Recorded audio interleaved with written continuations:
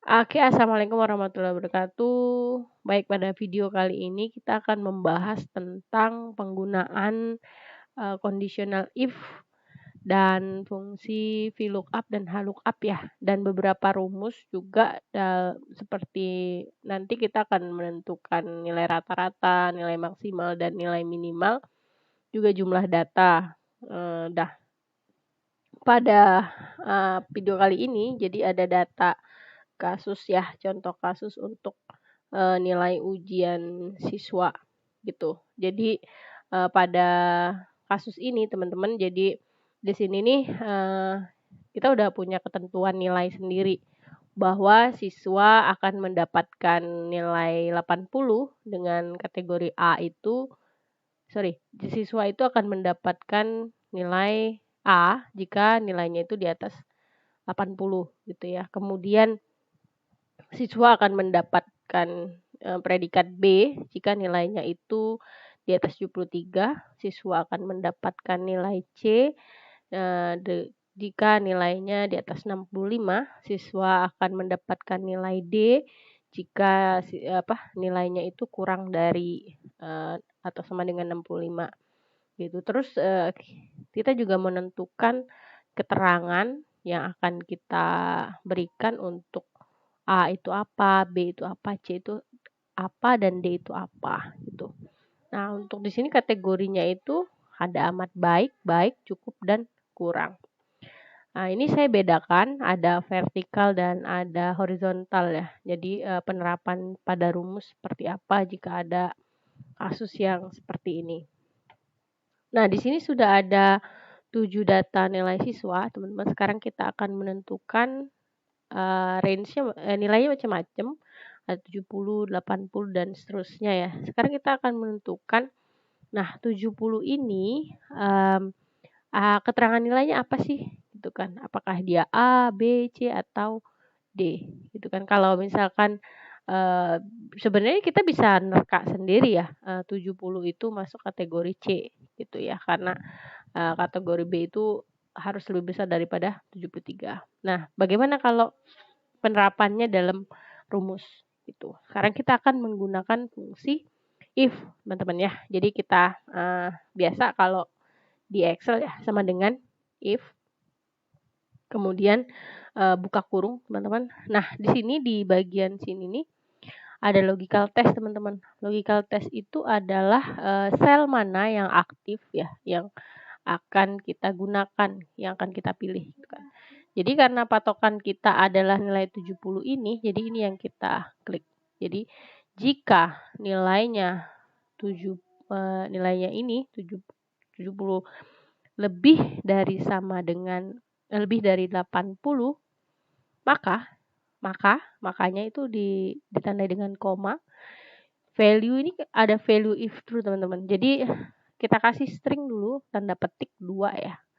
Maka nilainya adalah A. Gitu. Terus kan di sini ada lagi nih, nilai B itu lebih dari 73. Jadi kita tambahin lagi jika nilai yang tadi yang C6 ini C6 ini lebih dari 73, maka nilainya adalah B. Kemudian jika kita masih pakai jika ya, jika nilai yang C6 ini lebih dari 65, maka nilainya adalah C. Dan jika terakhir ya, karena yang terakhir adalah D, maka ini adalah nilai value if false. Jadi jika tidak A, B, dan C, maka nilainya adalah D. Kayak gitu. Kemudian kita tutup kurung, teman-teman. Tutup kurung pertama itu untuk yang CD ya. Kemudian tutup kurung yang kedua untuk B. Tutup kurung yang ketiga untuk A. Kemudian kita enter. Maka kita akan mendapatkan nilai yang berarti 70 itu adalah C. Sesuai dengan kriteria yang kita buat gitu, Pak. Kemudian untuk mendapatkan ke bawah, teman-teman tinggal tarik saja, ini ada tanda tambah hitam ya, taruh di pojokan ujung sel, kemudian teman-teman tarik. Nah, maka akan secara otomatis kita akan mendapatkan keterangan nilai yang kita butuhkan. Itu untuk penggunaan fungsi if, teman-teman. Terus bagaimana untuk mengetahui C itu apa keterangannya? Apa amat baikkah, baik, cukup, atau kurang gitu.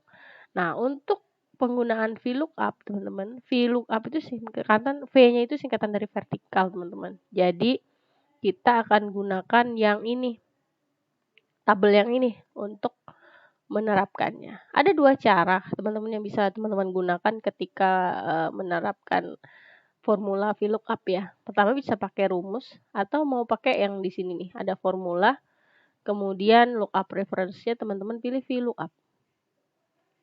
Nah, jadi otomatis ketika teman-teman buka itu, di sini juga ada rumusnya, teman-teman. Nah, lookup value-nya ini yang mana? Lookup value-nya tentu aja yang C. Kita kan mau nilai C ya. C-nya ini apa keterangannya? Baik, amat baik, atau cukup gitu kan. Nah, itu look value-nya udah ada, C6. Kemudian table array-nya. Table array itu adalah table yang kita butuhkan untuk mendapatkan keterangan. Berarti table yang ini nih. Nah, ini teman-teman blok, kemudian dilepas, maka otomatis akan ada yang seperti ini. Gitu ya. Kemudian ada call index number. Call index number itu adalah, jadi kalau ini kan ada dua kolom, teman-teman. Satu, kolom pertama adalah nilai, kolom kedua adalah keterangan. Nah, kalau teman-teman mau ngambil nilai yang ini, maka ini adalah kolom pertama atau kolom ke-1, teman-teman tulis. Kalau yang ini artinya kolom ke-2. Karena kita mau ambil yang ini, amat baik, baik, cukup, kurang, maka kita masukin nilai kolom ke-2. Gitu. Terus di sini ada range lookup. Range lookup ini nilainya itu antara false dan true. Jadi di sini kalau teman-teman di sini sudah menentukan dengan pasti ya, kalau A itu amat baik, B itu baik, C cukup, D kurang. Maka teman-teman akan menggunakan fungsi kondisionalnya itu adalah true nilainya. Tapi kalau misalkan ini nih belum tahu nih, belum masih menerka-nerka ya, apa itu dan banyak pilihannya, maka teman-teman akan pilih karena sudah pasti, maka pilih false. Kalau dia masih belum pasti ya, atau masih harus mencari yang lainnya, maka pilih true. Maka ini ketika di OK, dia akan berubah seperti ini. C itu adalah cukup.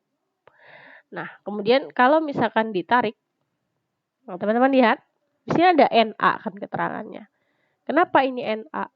Karena yang ini table array-nya ini belum di lock, teman-teman. Jadi kalau belum di lock, maka dia akan pindah nih ke bawah. Karena kita pakai sistem tarik ya, maka dia akan pindah ke bawah seperti ini. Gitu. Bukan di sini, bukan di tempat yang kita mau. Maka untuk memperbaikinya, yang ini fungsi H12I15 ini harus di lock, teman-teman. Bagaimana cara ngelocknya? Pakai F4. Teman-teman ini aja, ketik di keyboardnya F4. Maka otomatis akan mengeluarkan dolar-dolar di sisinya. Itu ketika di enter tetap sama, cuman bedanya adalah ketika ditarik nilainya jadi fix. Karena ininya nggak pindah. Ini nih, tadi kan pindah-pindah ya. Nah, itu untuk VLOOKUP gitu. Kalau HLOOKUP bagaimana? Kalau HLOOKUP adalah H itu horizontal, teman-teman. Jadi keterangan yang disediakan adalah bentuknya itu horizontal seperti ini. Gitu ya. Terus bagaimana kita menerapkannya? Sekarang kita pakai rumus, teman-teman. Sama dengan HLOOKUP. Ini ya, HLOOKUP. Kemudian lookup value-nya yang mana? Tetap sama kayak tadi. Kita kan mau cari C ini apa ya? Keterangannya gitu kan. Dipilih. Kemudian lanjut, ini ada koma, teman-teman. Teman-teman ikutin. Koma. Terus ada table array. Table array itu tadi patokannya yang mana? Yang ini nih. Gitu. A, B, C, D-nya. Selanjutnya adalah row index number. Nah, teman-teman harus ingat. Di sini kita menggunakan 2 baris. Ya, ada nilai, ada keterangan.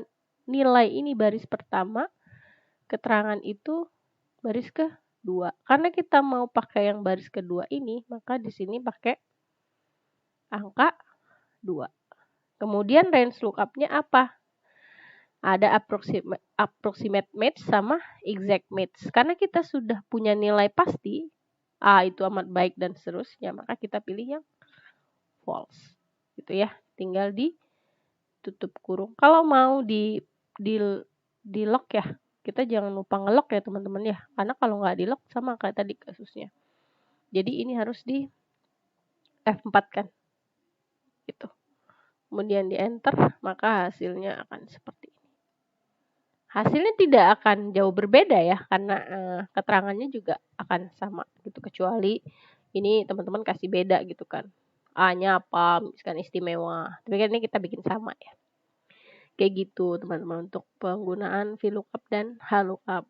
Sekarang untuk fungsi jumlah ya. Untuk fungsi jumlah sebenarnya kalau dinilai ini enggak begitu dipakai ya gitu. Kita enggak akan menjumlahkan nilai siswa kan.